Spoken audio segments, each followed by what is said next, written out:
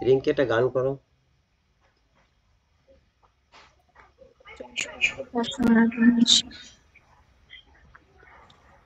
काफारा मेरा तू ही है, सहारा मेरा तू ही है, काफारा मेरा तू ही है, सहारा मेरा तू ही है।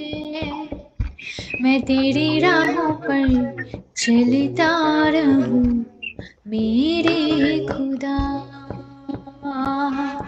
मैं तेरी राहों पर चलती रहूं मेरे खुदा।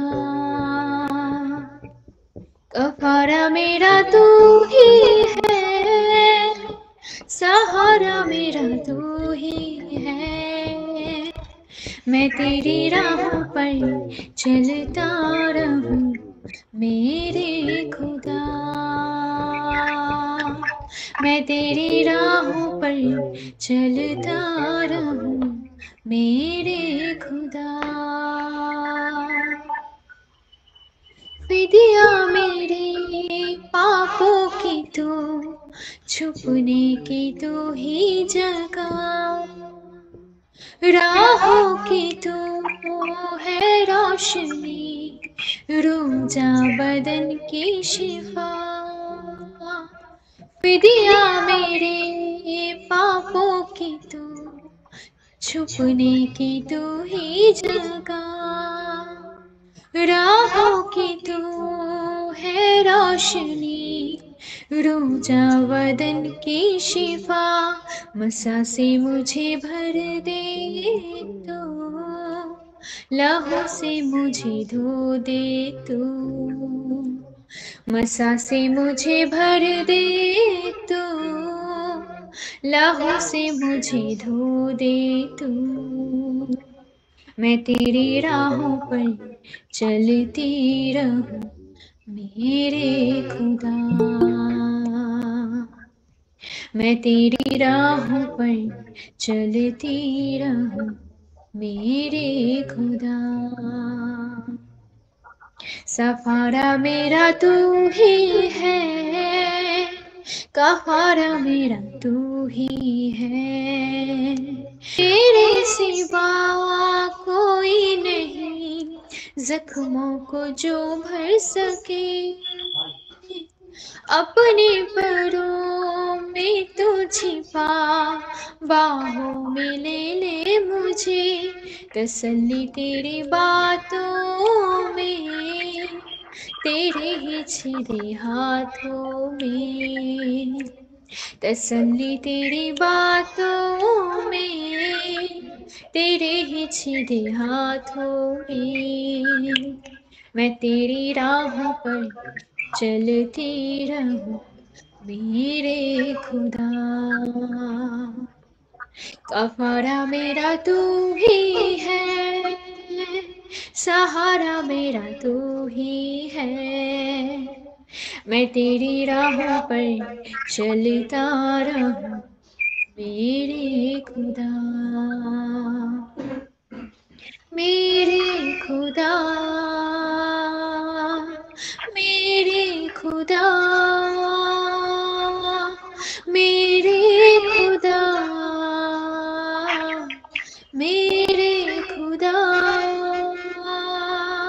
कफारा मेरा तू ही है, सहारा मेरा तू ही है, मैं तेरी राहों पर चलता रहूं मेरे खुदा।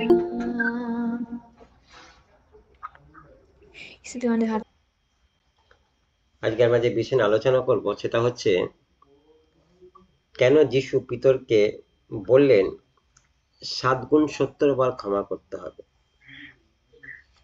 কেন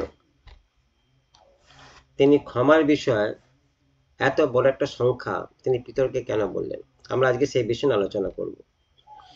কারণ এটা একটা ভেরি ইম্পর্টেন্ট একটা সাবজেক্ট। আর এই যে জায়গাটা, এই যে ক্ষমা, এই যে শব্দটা, মানে এর মধ্যেই মানে ঈশ্বরের অনুগ্রহ, ঈশ্বরের করুণা, ঈশ্বরের দয়া, ঈশ্বরের উদ্ধার সবকিছু যুক্ত আছে। যদি আপনি ক্ষমার জায়গা পরিষ্কার না থাকতে পারেন, তাহলে এই বাকি জিনিসগুলো আপনার জীবনে কাজ করতে পারবে না। দয়া, অনুগ্রহ, করুণা, উদ্ধার, তাহলে এটা খুব একটা ইম্পর্টেন্ট একটা বিষয়। তা আমরা দেখবো একটা ঘটনার মধ্যে থেকে আজকে বিষয়টা দেখব। আর এই বিষয়টা যিশু বলছে মথি 18 অধ্যায় 15 থেকে 22 পদ। আমরা ওই চ্যাপ্টার থেকে পড়ব। মথি 18 অধ্যায় 15 থেকে 22 পদ। তাহলে 15 পদ থেকে শুরু হচ্ছে বিষয়টা এরকম। 15 পদ থেকে বিষয়টা এরকম শুরু হচ্ছে, তোমার ভাই যদি তোমার বিরুদ্ধে অন্যায় করে, তবে তার কাছে গিয়ে যখন আর কেউ থাকবে না, তখন তার দোষ দেখিয়ে দিও। যদি সে তোমার কথা না শোনে, তুমি তো তোমার ভাইকে যদি সে তোমার কথা শোনে, তবে তুমি তো তোমার ভাইকে ফিরে পেলে। প্রথমেই বলে দিই, এখানে ভাই বলতে খালি রক্তের সম্পর্কে ভাইয়ের কথা বলছে না। এখানে বিশ্বাসী ভাইয়ের কথা বলা হচ্ছে, মণ্ডলী ভাই বোনদের কথা বলা হচ্ছে, বা বিশ্বাসী পরিবার ভাই বোনদের কথা বলা হচ্ছে। এখানে সেই ভাইয়ের কথা বলছে। তাহলে বলছে যদি সে তোমার কথা শোনে, তা তুমি তাকে ফিরে পেলে। তাহলে বাইবেল বলছে যে যাওয়ার একটা কথা এখানে বলছে, যে যখন তোমার ভাই যদি অন্যায় করে তুমি যাও। কিভাবে যাবে? একা যাবে। তার মানে যাবার আগে এরকম বিষয় না হয় যে তুমি তোমার ভাইয়ের দোষের কথা 10 জনকে বলে তুমি যাচ্ছ ভাইকে জানাতে। না, এরকম বিষয় নয়। ভাই যেটা অন্যায় করেছে বা যেটা দোষ করেছে, সেটা তোমার কাছেই থাকবে, ওটা অন্য কাউকে বলতে যেও না। এটা যে প্রথম, এটা অন্য কাউকে পাবলিসিটি করতে যেও না, বা এটা গুজব রটাতে যেও না। এটা করলে তুমি নিজের শান্তি ভঙ্গ করবে, ভাইয়েরও শান্তি ভঙ্গ হবে। তাহলে উদ্দেশ্য এটাই হবে, ভাইয়ের কাছে একা গিয়ে বলা উদ্দেশ্য একটাই, যেন ভাইকে আমি ফিরে পাই। ভাই যে অন্যায় করেছে সেই অন্যায় থেকে সে যেন মুক্ত হতে পারে। তাহলে বাইবেল বলছে যে যারা একটা প্রাণকে বাঁচায় বা যারা একটা প্রাণকে জয় করে, বলছে সে জ্ঞানী ব্যক্তি। বাইবেল কোট করছে এটা। দেখো লেখা আছে হিতোপদেশ 11:30। হিতোপদেশ 11:30 বলছে, ঈশ্বর ভক্ত লোকেরা অন্যদের কাছে জীবন গাছের মতন। ঈশ্বর ভক্ত লোকেরা অন্যদের কাছে জীবন গাছের মতন। তার মানে তারা মানুষের জীবনকে রক্ষা করবে, এটাই তাদের কাজ। তারা জীবনকে নষ্ট করবে না। একটা গাছ বৃক্ষ বলেছে, সেই বৃক্ষের কাছে যে আসবে সে জীবন পাবে। যীশু খ্রিস্ট তিনি একটা বৃক্ষ স্বরূপ ছিলেন পৃথিবীর মধ্যে। তার কাছে যারা যেত তারাই জীবন পেত, সে যেরকম লোক হোক না কেন, অন্ধ, খাড়া, খঞ্জ, পাপী, কুষ্ঠ, অবশ, পক্ষাঘাত, যেরকম রোগী হতো না কেন, যে যেত সেই জীবন পেত। তাহলে বলছে তার লোকেরা সেরকমই হবে, তার সন্তানরা সেরকমই হবে। তাহলে বলছে ঈশ্বর ভক্ত লোকেরা অন্যদের কাছে, অন্যদের মানে যারা যিশুকে জানে না, যারা অবিশ্বাসী, তাদের কাছে বলছে, তাদের কাছে বলছে জীবন গাছের মতো হবে। আর যে অন্যদের মন জয় করে, বলছে সে জ্ঞানী, ঈশ্বরের জ্ঞানে জ্ঞানী, যে অন্যদের মনকে জয় করে।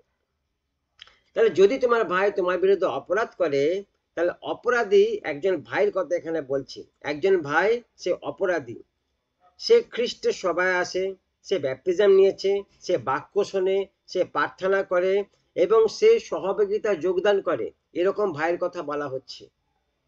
এরকম ভাই যদি অন্যায় করে, বলছে সে নিজে তো একটা অন্যায় কাজ করছে, কিন্তু তার অন্যায়ের জন্যে বলছে খ্রিস্ট অপমানিত হচ্ছে। এই জন্যে তোমার ভাইয়ের দোষ তোমাকে দেখিয়ে দেওয়া উচিত, বা তোমাকে দেখিয়ে দিতে হবে। কারণ সেই ভাইয়ের জন্য বলছে খ্রিস্ট বদনাম হচ্ছে, চার্চ বদনাম হচ্ছে, মন্ডলী বদনাম হচ্ছে, সৎ লোক বদনাম হচ্ছে, বিশ্বাসী বদনাম হচ্ছে। তাহলে বলছে এরকম ভাইয়ের দোষ তোমাকে দেখিয়ে দেওয়া উচিত, দেখিয়ে দিতে হবে। দেখো গীতসংহিতা 69 পদ, গীতসংহিতা 69 পদ বলছে, তোমার ঘরের জন্য আমার যে গভীর ভালোবাসা, তোমার ঘরের জন্য আমার যে গভীর ভালোবাসা, বা সেই ভালোবাসায় আমার অন্তরকে জ্বালিয়ে তুলেছে। যারা তোমাকে অপমান করে, তারা তাদের করা সব অপমান আমার উপরেই পড়ছে। খ্রিস্ট বলছে এটা। একটা ঈশ্বরের সন্তানকে কেউ যদি অপমান করে, সেটা খ্রিস্টকে অপমান করে। একটা খ্রিস্টের সন্তান যদি কোনো অন্যায় কাজ করে, সেখানে খ্রিস্টকে অন্যায় দেখানো হয়। তার মানে তোমাদের ঈশ্বর যেরকম, তুমিও সেরকম। তার মানে তোমাদের ক্ষেত্রে যা কিছু হচ্ছে, ভালো হলে সেখানে আমার গৌরব হচ্ছে, আর খারাপ হলে সেখানে আমার নিন্দা হচ্ছে। সব তোমার সাথে আমার যুক্ত আছে, রিলেটেড। কারণ তোমার সাথে আমার নাম জড়িয়ে আছে, খ্রিস্টের নাম জড়িয়ে আছে। তুমি লোকের কাছে বলে বেরিয়েছো আমি যিশুকে ভালোবাসি, আমি যিশু অনুগামী, আমি যিশু বিশ্বাসী। তাহলে তোমার সাথে আমার নাম জড়িয়ে আছে। তাই তোমার একটা আচরণের মধ্যে থেকে যা কিছু হবে, যদি ভালো হয় সেটা আমার পক্ষে ভালো হবে, যদি খারাপ হয় সেটা আমার পক্ষে খারাপ হবে। তাহলে বলছে এরকম ভাইয়ের বিষয় যদি হয়, সেই ভাইকে তার দোষ দেখিয়ে দিতে হবে। তাহলে একজন পাপীর অনুতাপের জন্য আমাদের খুব বেশি কষ্ট করতে হবে না, বা খুব বেশি কষ্ট করা উচিত না। একটা কাজ করা উচিত, যদি কেউ এরকম ভাই বোন ভুল করেছে, তাকে গিয়ে তার ভুলটা দেখিয়ে দাও। দিদি ভাই, আপনি এটা খ্রিস্টের বিরুদ্ধে কাজ করছেন, বা দাদা ভাই আপনি এটা খ্রিস্টের বিরুদ্ধে কাজ করছেন। বাক্য আপনাকে এটা বলছে। যদি বাক্য না বলে তাহলে ঠিক আছে, যদি বাক্য বলে তাহলে আপনি এটা করবেন না, কারণ আপনি বাক্যের বাইরে কিছু করছেন। আর যেটা বাক্য সাপোর্ট করছে না, তাহলে আপনি স্টপ হয়ে যান, বা এটাকে আর বাড়াবেন না। সেটা আমাদের খ্রিস্টের ভাই হোক বা খ্রিস্টের বোন হোক। তাহলে বলছে একটা পাপীর অনুতাপকে বাঁচাবার জন্য আমাদের বেশি কিছু কষ্ট করার দরকার নেই, একটা কাজ করা দরকার, তার ভুলটা তাকে দেখিয়ে দাও, এবং তার মন্দের কথা তাকে মনে করিয়ে দাও, তাকে তার জঘন্য কাজগুলো দেখিয়ে দাও। মানুষ তাদের দোষ দেখতে চায়, দোষ দেখাতে চায় না। মানে এখন এমন অবস্থা হয়ে গেছে, আমরা নিজেরাই যখন আমাদের কোনো ভাই বোনকে দেখি এরকম একটা জায়গায় পড়ে আছে, আমরা তাদের দোষটা তাদের দেখিয়ে দিই না। আমরা বলি ওর বিষয় ও বুঝে নেবে, এটা আমাদের ধারণা। আবার আমরা এটাও মনে করি যে ওকে দোষ দেখাতে গেলেও একটা ঝগড়া বা বিবাদ তৈরি হবে, বা সে হয়তো আমাকে বদনাম করবে। তোমাকে কে অধিকার দিয়েছে আমাকে এই কথা বলা, বা তুমি কি আমাকে এই কথা বলতে যাচ্ছ? এরকম অনেক কিছু বিষয় তৈরি হয়। কিন্তু বলছে এইগুলো বিষয় না, বিষয় হচ্ছে আমি তাকে ভালোবাসি, আমি তাকে প্রেম করি। সেই জন্যে আমি চাই, আমি জানতে পারছি যে সে যা কাজ করছে সে ভুল জায়গায় যাচ্ছে, বা সে ধ্বংস হয়ে যাবে। তাহলে আমার মনে একটা কষ্ট আছে যে আমার ঈশ্বর তাকে ভালোবাসে, আমিও তাকে ভালোবাসি। সেই ভালোবাসার করুণায় বা সেই ভালোবাসার দয়ার গুণে তাকে আমি কাজটা বলতে বাধ্য। অনেকে এই জায়গাটা সেফ জোনে থাকে, তারা তাদের ভাই বোনদের দোষ দেখাতে চায় না বা বলতে চায় না, কিন্তু আমরা এটা বলি। আমাদের মণ্ডলী, আমাদের ফেলোশিপ এটা করে, আমরা বলি এটা, যাতে সে বাঁচে, সে ধ্বংস না হয়ে যায়। মেবি সে হয়তো খারাপ মনে করতে পারে, সে হয়তো দুঃখ পেতে পারে, বা এটাকে নিয়ে সে হয়তো অন্যরকম ভাবে কিছু চিন্তা কল্পনা করতে পারে, সেটা বিষয় না, সেটা তার বিষয়। কিন্তু আমাদের কাজ তার দোষটা তাকে দেখিয়ে দেওয়া, যাতে সে এই জায়গাটা বুঝতে পারে। দেখো বাইবেল বলছে যে যখন দাউদ, যখন শৌলের সাথে একটা কম্পিটিশন হচ্ছিল, দাউদ গুফায় গুফায় পালিয়ে বেড়াচ্ছে আর শৌল তাকে তাড়া করে বেড়াচ্ছে। বলছে একটা সময় দুজনে একটা গুফার মধ্যেই ছিল, শৌলও ছিল, দাউদও ছিল। তাহলে দাউদ বলছে যেহেতু সে অভিষিক্ত ব্যক্তি ঈশ্বরে, দাউদ তাকে আঘাত করলো না, কিন্তু তার কাপড়ে একটা টুকরো কেটে নিল, প্রমাণ দেওয়ার জন্যে যে দেখো আমি তোমাকে সুযোগ পেয়েছিলাম, তোমাকে আঘাত করতে পারতাম কিন্তু করলাম না, আর এটা হচ্ছে তার প্রমাণ। আর দাউদ সেখানে শৌলে দোষ দেখিয়ে দিল, রাজা মশাই আপনি যেটা করছেন সেটা ঠিক নয়, আমি এই ধরনের লোক নই, আমি কিন্তু এই ধরনের লোক। আর এই দেখুন এই প্রমাণ, আমি কিন্তু আপনাকে মারতে পারতাম কিন্তু মারলাম না, কিন্তু আমি আপনাকে ছেড়ে দিয়েছি কারণ আপনি ঈশ্বর অভিষিক্ত ব্যক্তি। আবার যখন সেই দাউদ যখন বৎসেবার সাথে যখন ব্যভিচার করলো, তখন ঈশ্বর নাতন ভাববাদীকে পাঠিয়েছিল। তার দরবারে গিয়ে নাতন ভাববাদী দাউদকে গিয়ে ডাইরেক্ট বললো, দোষ দেখিয়ে দিল যে আপনি সেই ব্যক্তি যে এই কাজটা করেছে। আর লেখা আছে দাউদ সেই দোষটা স্বীকার করলো, আর সে ঈশ্বরের কাছে বসে সে পশ্চাতাপ করলো। তাহলে ঈশ্বর বলছে তিনিই সেই কাজটা করেছেন, তার লোকেদের ভুল, তার লোকেদের দোষ ঈশ্বর দেখিয়ে দিয়েছে। রাজা, রাজার সামনে কথা বলার সাহস সবার হয় না। আর দাউদ তখন বিশাল একটা পরাক্রমী রাজা, তার এগেনস্টে যাওয়া মানে প্রাণে চলে যেতে পারে। কিন্তু নাথন ভাববাদী সে কিন্তু এগুলো ভাবেনি, সে ডাইরেক্ট গিয়ে বলেছে যে আপনি সেই ব্যক্তি যে এই অন্যায় কাজটা করেছে। তাহলে বাইবেল আমাদের শেখাচ্ছে এটা, সে যে যত বড় লোক হোক না কেন, যদি তার জীবনে ঈশ্বরের বাইরে যদি সে কিছু করছে বা ঈশ্বর তোমাকে বলছে কিছু বলার জন্য, তুমি বলো, তুমি চুপ করে থেকো না, তুমি বলো যে আপনি এটা ভুল করছেন, আপনি এটা ঠিক করছেন না। তাহলে বলছে যদি তোমার ভাই তোমার বিরুদ্ধে অপরাধ করছে, তোমার প্রাণকে দুঃখ দিচ্ছে, তোমাকে অপমান করছে, তোমার বিরুদ্ধে মিথ্যা অপবাদ করেছে, তোমার সুনামকে নষ্ট করছে, যদি সে তোমার অধিকার হরণ করছে অথবা তোমার সম্পত্তি ক্ষতি করছে, যদি সে নির্দিষ্ট অপরাধে কোনো অপরাধ করেছে, বলছে তথাপি তোমাকে ক্ষমা করতে হবে।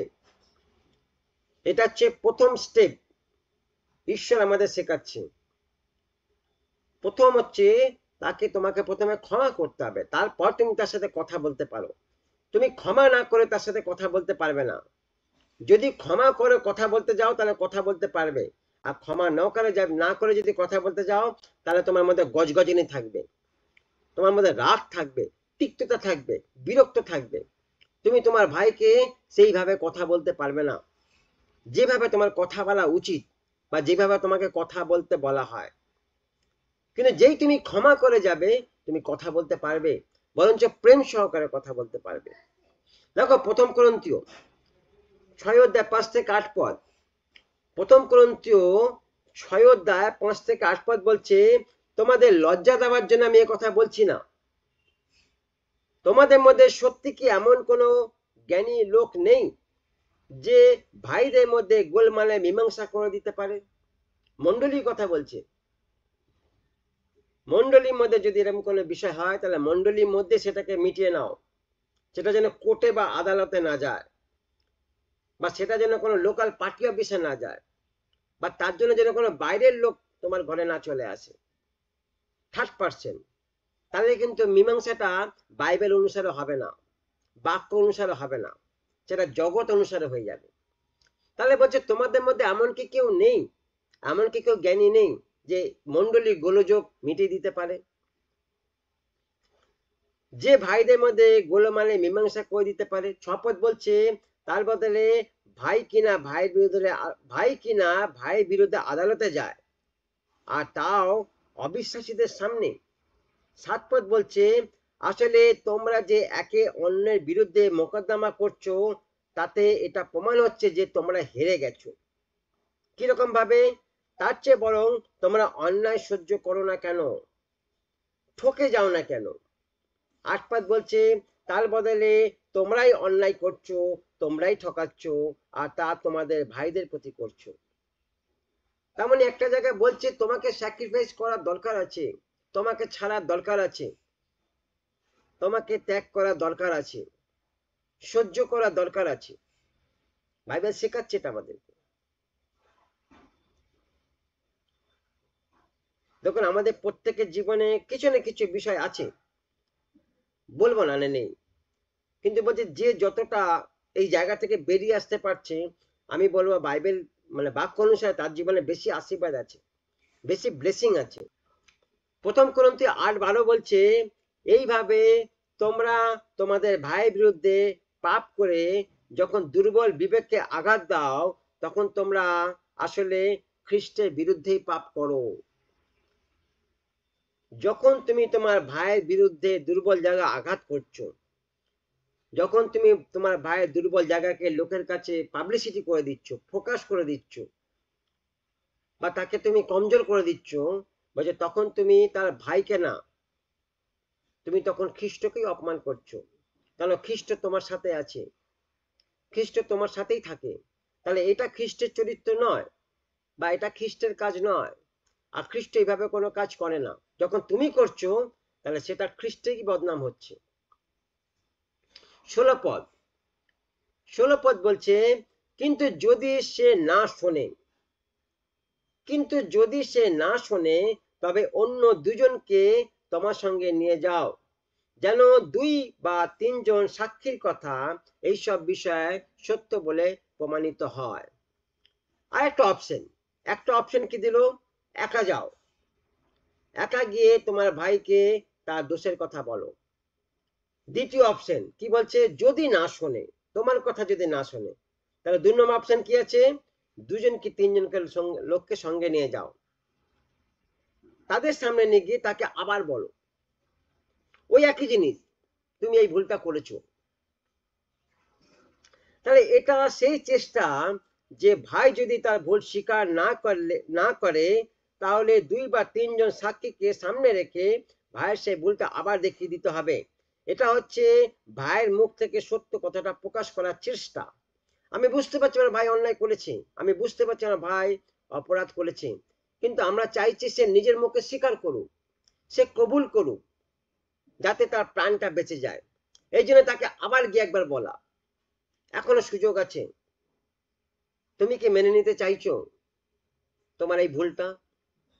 3জন সাক্ষী আছে, তুমি কি চাইছো বলো। তাহলে একটা সুযোগ ভাইকে দেওয়া। যদি তুমি তোমার ভাইয়ের উপর তার কোনো আঘাতের জন্য তাকে বিরক্তি প্রকাশ করে থাকো, তাহলে তোমার বিরক্তি বলছে গোপনে পুষে রেখো না।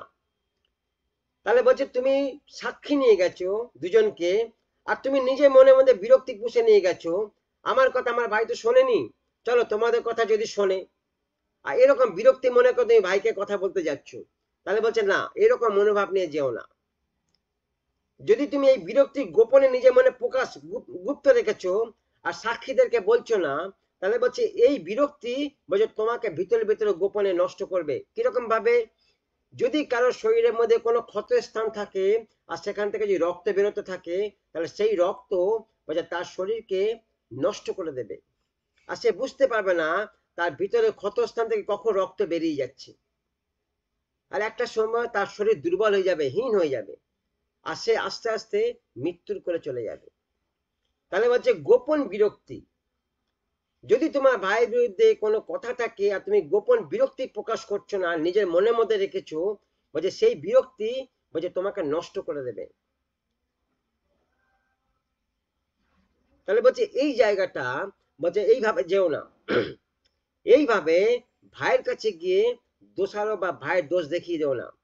তুমি ভাইয়ের কাছে প্রেম সহকারে যাও, 2জন সাক্ষীকে সঙ্গে এই মনোভাব নিয়ে যাও, তোমার মনে যেন কোনো বিরক্তি না থাকে, তুমি যাবে তোমার ভাইকে বাঁচাবার জন্য। তোমার মনে একটা জিনিস থাকবে, আমি আমার ভাইকে ফিরে পেতে চাই। তাহলে বলছে যদি সে তোমার কথা না শোনে, যদি সে নিজেকে দোষী না বলে অথবা কোনো একমত না হয়, তুমি 1জন বা 2জনকে তার সঙ্গে লোককে নিয়ে যাও। আমি যা দেখে নিয়ে যাব, আমি যাদেরকে নিয়ে যাব তারা যেন আত্মিকভাবে ম্যাচুরেট হয়। যদি এরকম কোনো ব্যক্তি 2জন সাক্ষীকে নিয়ে যাচ্ছে, তাহলে তারাও যেন আত্মিকভাবে ম্যাচুরেট হয়। এরকম লোককে না, যা আমার মনের মতো লোককে নিয়ে গেলাম আমার ভাইয়ের দোষ দেখাবার জন্য, আর আমি যা বলবো তারা তাই করবে না, এরকম লোককে না। তারা যেন আত্মিক হয়, কারণ তাদের চোখ, যারা আত্মিক লোক হয় তাদের চোখ অন্য কিছু দেখতে পারে, তাদের চোখ পরিস্থিতি অনুযায়ী কথা বলে, আর ঈশ্বর তাদেরকে দেখিয়ে দেয় ওখানে কি কথা বলতে হয় বা কি কথা বলা উচিত। তাহলে এরকম ম্যাচিউরড লোককে নিয়ে যাও, যারা পরিস্থিতি অনুযায়ী ঈশ্বরের অনুগ্রহের দ্বারা বা ঈশ্বরের জ্ঞানের দ্বারা যে কথা বলতে পারে বা পরিস্থিতি অনুযায়ী মানুষকে বোঝাতে পারে, ম্যাচিউরড লোক, তাদেরকে নিয়ে যাও, তবে তারা সেই জায়গাটা মীমাংসা করতে পারবে। তাহলে বলছে সম্ভবত এটা তাকে তার ভুল স্বীকার করতে বা তাকে বলতে প্রভাবিত করবে বা উৎসাহিত করবে। দেখো লেবিয়ে পুস্তক 19 অধ্যায় 17 থেকে 18 পদ, লেবিয়ে পুস্তক 19 অধ্যায় 17 থেকে 18 পদ বলছে, সাক্ষীর বিষয় বলছে, অন্যের প্রতি মনের মধ্যে ঘৃণা পুষে রাখা চলবে না। অন্যের প্রতি মনের মধ্যে ঘৃণা পুষে রাখা চলবে না, অন্যের দোষ অবশ্যই দেখিয়ে দিতে হবে, যাতে তার দরুন তোমরা নিজেরা দোষী না হও। যদি তুমি অন্য দোষকে দোষী দেখে তাকে বলছো না, তাহলে ঈশ্বর তোমাকেও দোষী মনে করবে। যদি তুমি বলে দাও হয়তো তার প্রাণটা বাঁচতে পারে, যদি তুমি না বলো তাহলে তার প্রাণটা চলে যাবে, আর ঈশ্বর তোমাকে একদিন ধরবে, তুমি কেন তার দোষ তুমি তাকে দেখিয়ে দাওনি। যদি বলতে পারতে তাহলে তার প্রাণটা আমি বাঁচাতে পারতাম, কারণ সে তো অবুঝ, সে তো জানে না। তুমি তো ম্যাচিওর ছেলে, তুমি তো জানতে, তুমি কেন বলে দাওনি, তোমার বলে দেওয়া উচিত ছিল। তাহলে বলছে অন্যের প্রতি মনের মধ্যে ঘৃণা পুষে রাখা চলবে না, অন্যের দোষ অবশ্যই দেখিয়ে দিতে হবে, যাতে তার দরুন তোমরা দোষী না হও। 18 পদ বলছে, প্রতিশোধ নেওয়া চলবে না, কিংবা কারোর বিরুদ্ধে মনের মধ্যে হিংসা ভাব পুষে রাখা চলবে না। প্রত্যেক মানুষকে নিজের মতো করে ভালোবাসতে হবে। আমি সদাপ্রভু এই কথা বলছি। প্রত্যেক মানুষকে নিজের মতো করে ভালোবাসতে হবে, প্রত্যেক মানুষকে। দেখুন, বাইবেল আমাদের একটা জিনিস শেখাচ্ছে, মানুষের আয়ু বেশি দিন নেই। মানুষ বেশি দিন পৃথিবীতে বাঁচবে না, 70 থেকে 80 বছর বলযুক্ত হলে। তাহলে বলছে কেউ আপনার শত্রু না, সবাই আপনার মিত্র। আপনি কাউকে শত্রু বলে গণনা করতে পারবেন না, বাইবেল আমাদের এটা শেখাচ্ছে না। মানুষ ঈশ্বরের সৃষ্টি, আমাদের মানুষকে ভালোবাসতে হবে, অবশ্যই মানুষের পাশে দাঁড়াতে হবে। তবে আমরা একটা কথা বলি যে মানুষের কালচারটাকে আপনাকে ফলো করতে হবে। কোনো মানুষ খারাপ হয় না, সব মানুষই ভালো, কিন্তু মানুষের কালচারটা খারাপ, যেখানে শয়তান ওটাকে কন্ট্রোল করে, ওই জায়গাটা গন্ডগোল আছে। তাহলে ওই জায়গাটা আমাদের অবজেকশন আছে, কালচারের মধ্যে মিশতে হবে না। কিন্তু মানুষের সাথে কথা বলুন, তাদের পাশে দাঁড়ান, তাদের সাথে ভাব ভালোবাসা মেলামেশা থাকার দরকার আছে। ঈশ্বরের লোকেদের এটা তো করার দরকার আছে, তবেই আপনি তাদেরকে প্রেমের কথা বলতে পারবেন, সুসমাচারের কথা বলতে পারবেন, ঈশ্বরের প্রেমের বাণী বলতে পারবেন। কারণ আমরা কবে চলে যাব আমরা কেউ জানি না, কিন্তু যাবার আগে যেন একটা ছাপ সমাজের মধ্যে পড়ে থাকে যে এই মানুষটা সত্যিকার ঈশ্বরের লোক ছিল, বা এই মানুষটা সত্যিকার ঈশ্বরের বাক্যকে ফলো করত। এই একটা ছাপ যেন সমাজের মধ্যে থেকে যায়। তাহলে বলছে যে তাদেরকে ভালোবাসতে হবে, নিজের মতো করেই ভালোবাসতে হবে। বাইবেল বলছে, বাইবেল আমাদের সবসময় শেখাচ্ছে যে 3 জন সাক্ষীকে সামনে রেখে কথা বলো। 3 জন সাক্ষী, যখনই কোনো এরকম পরিবেশ হয়, কমসে কম যদি সাক্ষী রাখতে হয় কমসে কম 3 জনকে রাখো। দেখো বাইবেল বলছে এটা, দ্বিতীয় বিবরণী 19:15 কি বলছে, যদি কারোর বিরুদ্ধে দোষ বা অন্যায় করবার নালিশ আনা হয়, যদি কারোর বিরুদ্ধে দোষ বা অন্যায় করবার নালিশ আনা হয়, তবে মাত্র একজন সাক্ষী দাঁড়ালে চলবে না। কতজন? 2 থেকে 3 জন সাক্ষীর কথা ছাড়া কোনো বিষয়ে সত্য বলে প্রমাণিত হতে পারে না। 2 থেকে 3 জন, তার মানে 3টে সাক্ষী লাগবেই লাগবে, তবে সেটা প্রমাণিত হবে, নচেত সেটা প্রমাণিত হবে না। তাহলে 2 থেকে 3 জন কেন? বাইবেল কেন 3 জন সাক্ষীর কথা বলেছে? বাইবেল বলছে আমাদের ঈশ্বর তিনটি গড, আর তিনি পবিত্র আত্মা, জল আর রক্ত, এই 3টে জিনিসকে সাক্ষী রেখে তার পুত্রকে আমাদেরকে দিয়েছেন। বাইবেল কোট করছে এটা, তিনিও 3 জনকে সাক্ষী রেখে তার পুত্রকে আমাদের কাছে দিয়েছেন। দেখো প্রথম যোহন 5 অধ্যায় 7 থেকে 9 পদ বলছে, প্রথম যোহন 5 অধ্যায় 7 থেকে 9 পদ বলছে, পবিত্র আত্মা, জল ও রক্ত, পবিত্র আত্মা, জল আর রক্ত, এই তিনের মধ্যে দিয়ে সেই সাক্ষ্য আসছে, এবং সেই তিনের সাক্ষ্য এক। 9 পদ বলছে, আমরা মানুষের সাক্ষ্য গ্রহণ করে থাকি, কিন্তু ঈশ্বরের সাক্ষ্য তার চেয়েও বড়, আর তিনি তার পুত্রের বিষয়ে এই সাক্ষ্য দিয়েছেন। তার মানে তিনি 3 জন সাক্ষীকে সামনে রেখে তার পুত্রকে আমাদের কাছে দিয়েছেন।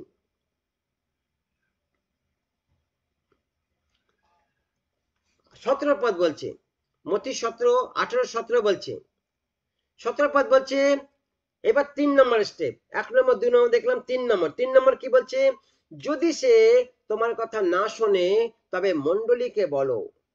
লাস্ট একটা স্টেপ, তুমি গেলে শুনলে না, 3 জন সাক্ষী নিয়ে গেল, শুনলো না, এবার তাহলে কি বলছে, মণ্ডলীকে বলো। মণ্ডলী কাদের? বলছে যে যদি মণ্ডলীর কথা না শোনে তবে সে অইহুদি বা করগ্রাহীর মতো তার সাথে আচরণ করো বা তার সাথে ব্যবহার করো। তাহলে বলছে মণ্ডলী কাদের বলবে? বলে প্রাচীনদের বলো, যারা মণ্ডলী প্রাচীন, অভিজ্ঞ, যারা ঈশ্বরের সাথে সময় কাটায়, যারা প্রভুর বাক্য নলেজ আছে, রেভেলেশন আছে, তাদেরকে বলো, তাদেরকে নিয়ে যাও। তাহলে বলছে যদি সে তোমার কথা না শোনে বা তোমার কথা অবহেলা করে, তাহলে গির্জা প্রাচীন বা কর্মকর্তা অথবা আপনার মণ্ডলীর সবচেয়ে গুরুত্বপূর্ণ ব্যক্তিদের কাছে এটা বলুন। তার মানে তোমার ভাইকে তুমি 3 বার সুযোগ দাও, 1 বার নয়, 2 বার নয়, 3 বার সুযোগ দিতে বলছে। প্রথমে নিজে যাও তাকে বাঁচাবার জন্য, যদি না হয় 3 জন সাক্ষীকে নিয়ে যাও, তাকে বাঁচাবার জন্যে, যদি না হয় তাহলে মণ্ডলীকে নিয়ে যাও তাকে বাঁচাবার জন্যে, 3বার সুযোগ দাও। দেখো যাকব 5 অধ্যায় 19 থেকে 20 পদ বলছে, যাকব 5 অধ্যায় 19 থেকে 20 পদ বলছে, ধরো এই পদটা পড়ে একজন, 5 অধ্যায় 19 থেকে 20 পদ, পদটা পড়ে একজন কেউ।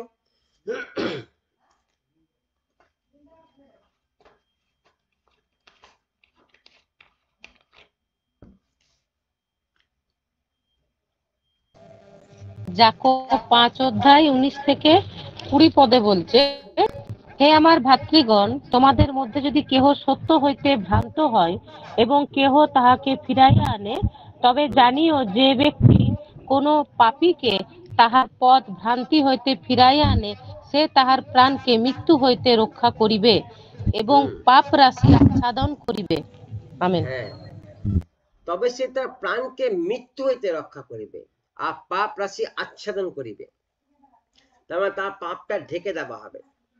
তারপরে যদি সেই গির্জার কথা না শোনে, তাদের শাস্তি মেনে না নেয়, তাদের কথা মেনে না নেয়, তোমার সাথে সে অন্যায় করেছে তাতে অটল থাকে এবং তোমার সাথে আরো অন্যায় করতে থাকে, তাহলে তুমি একজন তাকে পরজাতির মতো মনে করো। পরজাতি মানে যারা প্রতিমা পূজক বা কর আদায়কারী। কর আদায়কারী মানে কারা? যারা অন্যদের ঠকায়। তুমি তাকে তাদের মতো করে মনে করো এবং তাকে শত্রু হাতে ছেড়ে দাও। শত্রু মানে দিয়াবলের হাতে। দেখো মতি 5:46 বলছে, মতি 5:46 বলছে, যারা তোমাদের ভালোবাসে কেবল তাদেরকে যদি তোমরা ভালোবাসো, তবে তোমরা কি পুরস্কার পাবে? কর আদায়কারীরা কি তা করে না? বা কর গায়িকারা কি তা কি করে না? তাহলে এখানে ভাই বলতে শুধু রক্তের সম্পর্কে ভাই কথা বলছে না, চার্চের ভাই বোনদের কথা বলছে। যদি এরকম হয়, তাদের অন্যায় কাজ না ছাড়ে, তবে তাকে ত্যাগ করতে না চায়, তবে তাকে তুমি চার্চ থেকে বলছে বার করে দাও, মণ্ডলীর মধ্যে রেখো না। কারণ এরকম ভাই বোন মণ্ডলীর মধ্যে থাকলে তোমার সহভাগিতাকে নষ্ট করবে, তোমার মণ্ডলীকে নষ্ট করবে, এবং তার ভুলের জন্য বলছে আরো 5টা লোক বলছে মণ্ডলীতে আঙ্গুল তেলে কথা বলার সুযোগ পাবে। সে ভুল করছে, পাস্টার তাকে আশ্রয় দিয়ে যাচ্ছে, সে ভুল করছে, মণ্ডলীর তাকে আশ্রয় দিয়ে যাচ্ছে। তাহলে আমরাও করি, আমাদের করলে তাহলে কি দোষ আছে? আমরাও তাহলে করব। তাকে যখন ছাড় দিচ্ছে আমাকেও ছাড় দিতে হবে। এরকম অনেক কিন্তু কিন্তু যদি অথবা অনেক কিছু বিষয় মণ্ডলীর মধ্যে কাজ করতে শুরু করে, তাহলে বলছে এটাকে প্রথমেই কাট আপ করে দাও। যদি এরকম কোনো বিষয় থাকে, তাহলে মণ্ডলী থেকে তাকে পৃথক রাখো, যাতে মণ্ডলীর পরিবেশটা নষ্ট না হয়, ঈশ্বরের দেহ যেন নষ্ট না হয়, ঈশ্বরের গৃহ যেন আবর্জনা বা ময়লা না হয়ে যায়। তাহলে সে তোমার যদি তুমি তাকে রাখো, তাহলে সে তোমার সহভাগিতাকে নষ্ট করে দেবে, পরিবেশটাকে নষ্ট করে দেবে। দেখো 1 কোরিন্থীয় 5 অধ্যায় 1 থেকে 5 পদ বলছে, 1 কোরিন্থীয় 5 অধ্যায় 1 থেকে 5 পদ বলছে, শোনা যাচ্ছে তোমাদের মধ্যে ব্যভিচারের পাপ আছে। সাধু পৌল বলছে কোরিন্থীয় মণ্ডলীকে, শোনা যাচ্ছে কিছু ভাই বোনদের কিছু রিপোর্ট এসছে, কি না তারা ব্যভিচারে লিপ্ত, তারা পাপ করেছে।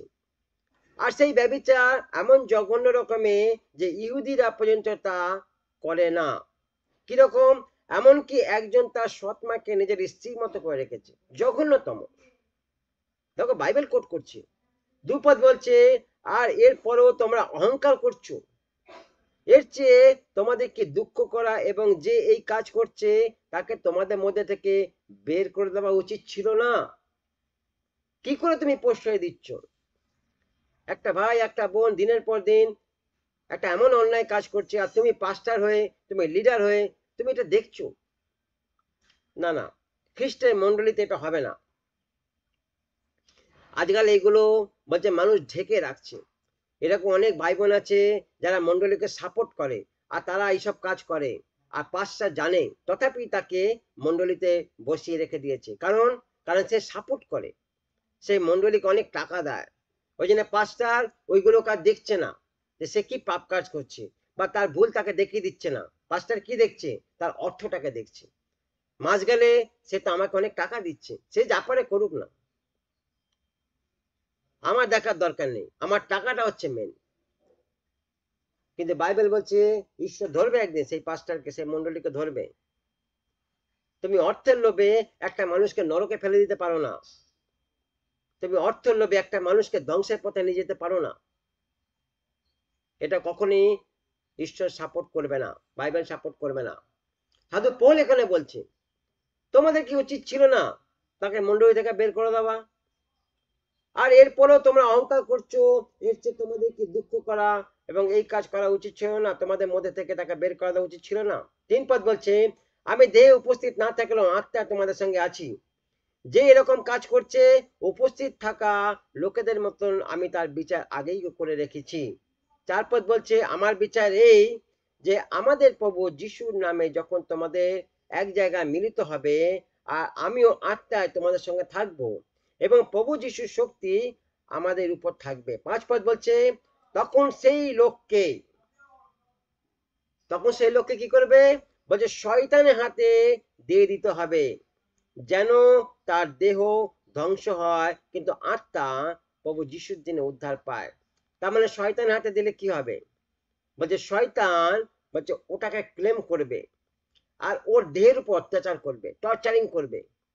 আর যখন সেই অত্যাচার, সেই টর্চারিং সেই ব্যক্তি যখন সহ্য করতে পারবে না, বলছে তখন সে প্রভুর কাছে ফিরে আসবে। তখন সে প্রভুর কাছে সে ক্ষমা চাইবে, অনুতাপ চাইবে।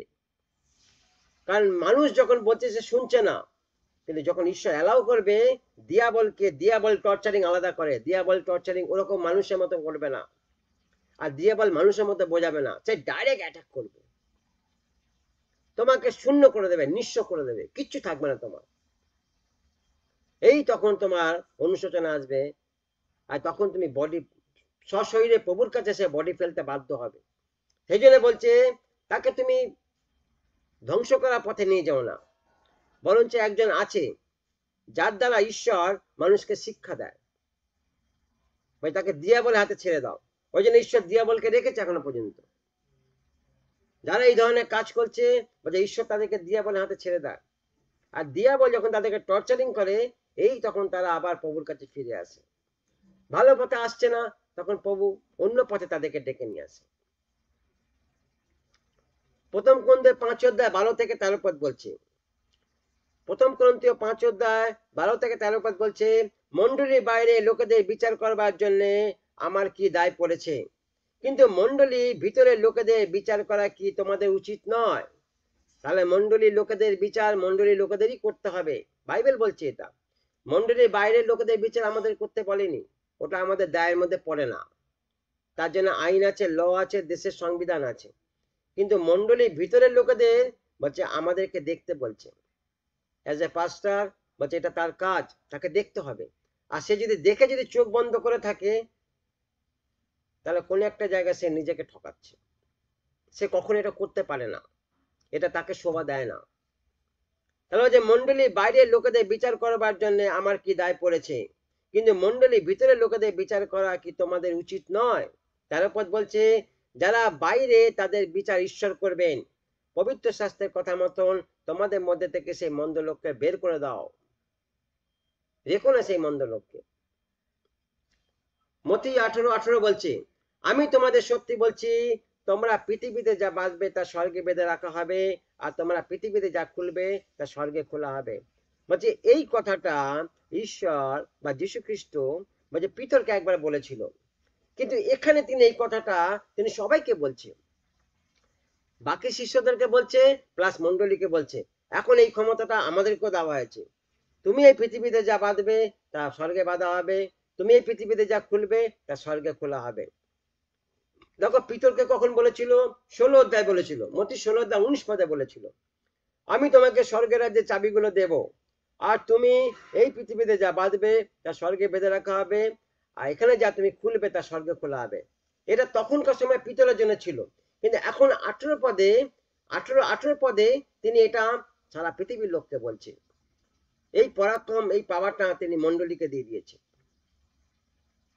তাহলে যিশু তার শিষ্যদেরকে মধ্যে থেকে যারা ছিল, যিশু শিষ্যরা যারা বেশিরভাগ ছিল তারা জেলে ছিল, তাহলে যিশু তাদেরকে এমন একটা সুসমাচারে জাল দিচ্ছিল যে জাল ফেললে পরে সেখানে ভালো মাছও আসবে, খারাপ মাছও আসবে। সিদ্ধান্ত তুমি নেবে, তুমি ভালো মাছকে কি করবে আর খারাপ মাছকে কি করবে। যিশু এখানে এই কথাই বলতে চাইছিলেন যে তোমাকে আমি একটা সুসমাচারের জাল দিচ্ছি, ক্ষমতা দিচ্ছি, পাওয়ার দিচ্ছি, পরাক্রম দিচ্ছি। তুমি যেখানে কি সেই জাল ফেলবে সেখানে ভালো জিনিসও আসবে, খারাপ জিনিসও আসবে। সিদ্ধান্ত তুমি নেবে, তুমি খারাপের সাথে কিভাবে চলবে, ভালোর সাথে কিভাবে চলবে। যিশু শেখাচ্ছিল এটা আমাদেরকে। 21 পদ বলছে তখন পিতর এসে যিশুকে বললেন, প্রভু আমার ভাই আমার বিরুদ্ধে অন্যায় করলে আমি কতবার ক্ষমা করব? 7 বার কি?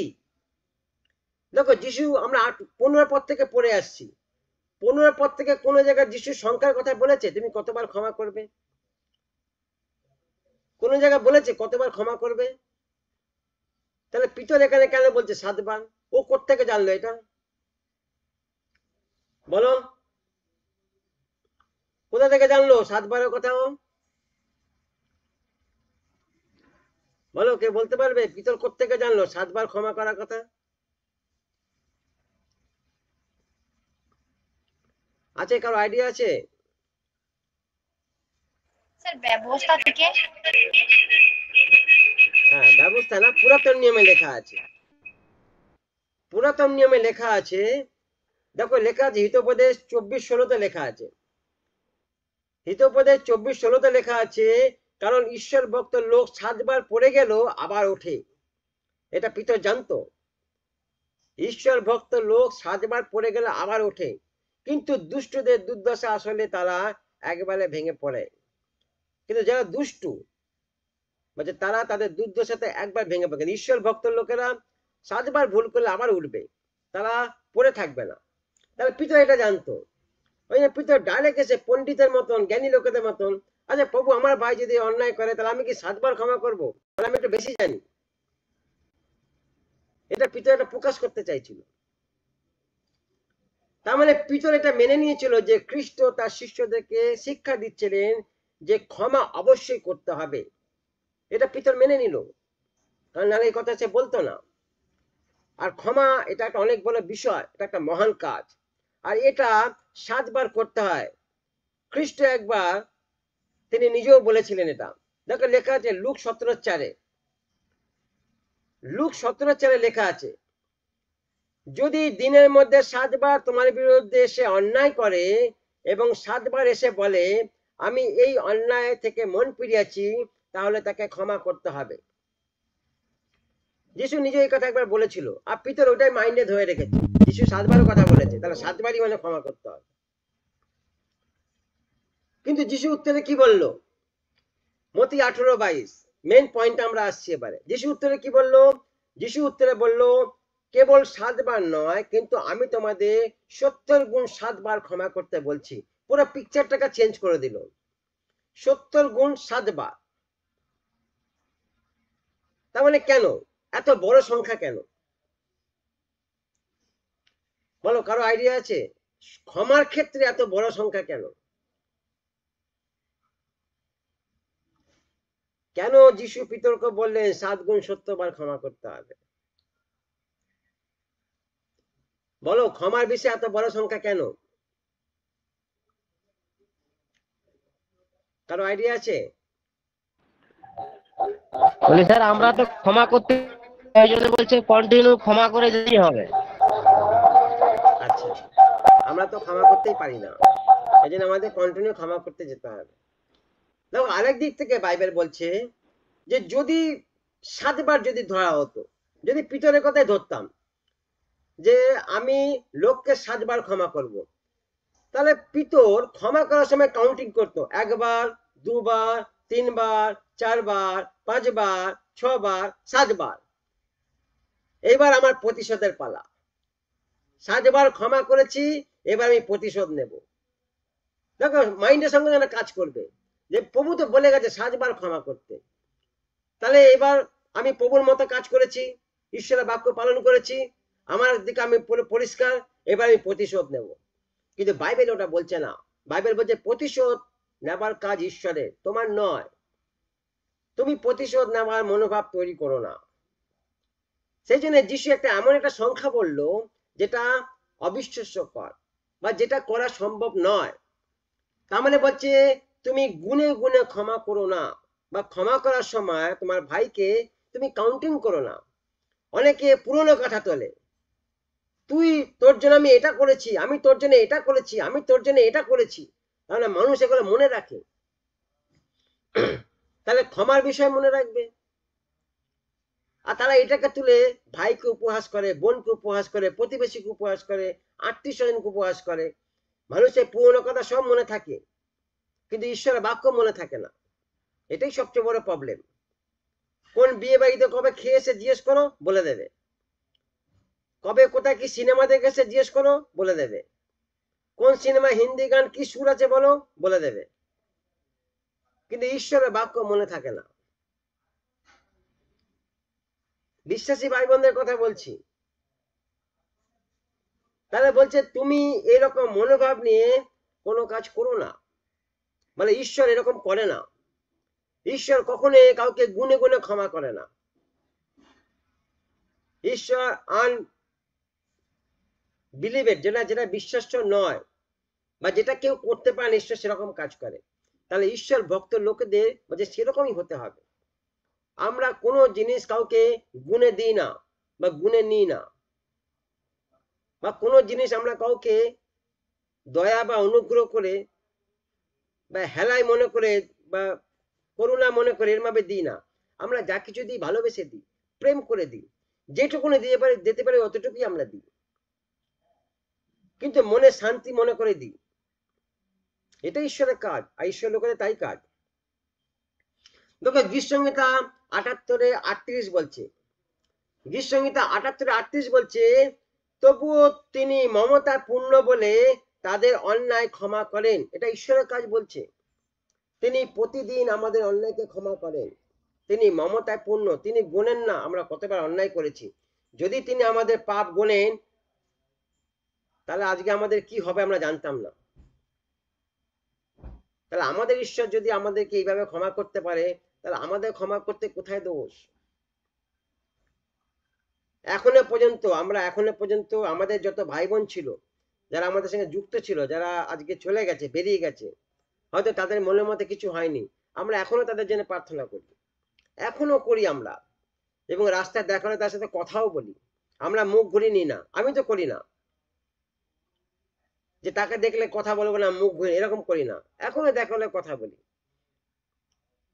যদি তারা বাড়িতে থাকে, তাদের বাড়িতে নিশ্চয়ই যাব। সেই প্রেম ভালোবাসা এখনো আছে। তাদেরকে আমরা ঘৃণার চোখে দেখি না। যার যেটা হবে সে বিচারের দিনে হবে, সেটা প্রভু ঠিক করবে, ওটা আমাদের কাজ নয়। তাহলে ঈশ্বর বলছে, তবু তিনি মমতা পূর্ণ বলে তাদের অন্যায় ক্ষমা করেন, তাদের ধ্বংস করলেন না। তার ক্রোধ তিনি বারবার দমন করলেন, তার সম্পূর্ণ ক্রোধ জ্বলে উঠল না। এখনো পর্যন্ত তিনি তার ক্রোধকে দমন করছে, প্রতিদিন প্রতিদিন প্রতিদিন। আপনি নিজের দিকে তাকিয়ে দেখুন, আপনি সারাদিনে কতবার অন্যায় কাজ করেন, বা আমরা সারাদিনে কত অন্যায় কাজ করি। যদি সেদিকে তাকিয়ে দেখি, আপনি গুণে লিখে শেষ করতে পারবেন না। যে ঈশ্বর প্রতিদিন দেখছে আমাদেরকে, আর তিনি প্রতিদিন আমাদেরকে ক্ষমা করছেন। তাহলে বলছে এটা একটা অভ্যাস, একটা প্র্যাকটিস। মানুষকে ক্ষমা করা একটা অভ্যাস শুরু করুন, তৈরি করুন, তবেই আপনি একটা প্রেমময় জায়গায় পৌঁছাতে পারবেন। ঈশ্বর প্রতিদিন তাই করেন। তিনি কোনোদিন আমাদের অপরাধ গণনা করেন না, দেখেন না। তিনি আজকে ক্ষমা করে ভুলে যান। তিনি এটাকে স্মরণই করেন না যে তুমি ওই দিনে, অমুক দিনে তুমি এই কাজ করেছো, এরকম তিনি কোনোদিন স্মরণ করে না। আজকের দিনে তিনি আমাদেরকে নতুন ভাবে দেখে, ফ্রেশ। মানে আমাদেরকে সেই মনোভাব রাখতে হবে, আর আমাদের ক্ষমা করা প্র্যাকটিস করতে হবে, অভ্যাস করতে হবে।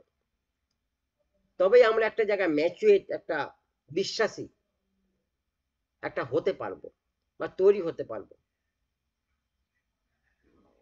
নচেত আমরা 2 দিন ঠিক আছি, 4 দিন খারাপ, বা 4 দিন ঠিক আছি, 10 দিন খারাপ, এরকমই চলবে।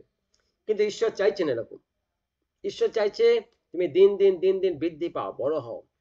এগুলো জঞ্জাল, ময়লা, এগুলোকে নিয়ে বহন করো না, এগুলো ঝেড়ে ফেলে দাও, কোনো কাজের না এগুলো।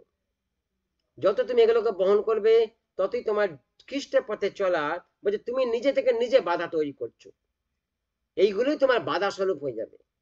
ওই জন্য ফ্রি থাকার চেষ্টা করো, তোমার বাড়িতে ডাল ভাত খাও, নুন ভাত খাও, শান্তিতে থাকো। এসব ফালতু মাথা হেডেক নিয়ে নিজের মনকে তিক্ত করো না, নিজের ঘরের মধ্যে অশান্তি ডেকে নিয়ে এসো না, সব ভুলে যাও, ছেড়ে দাও সব। প্রভুর ধন্যবাদ।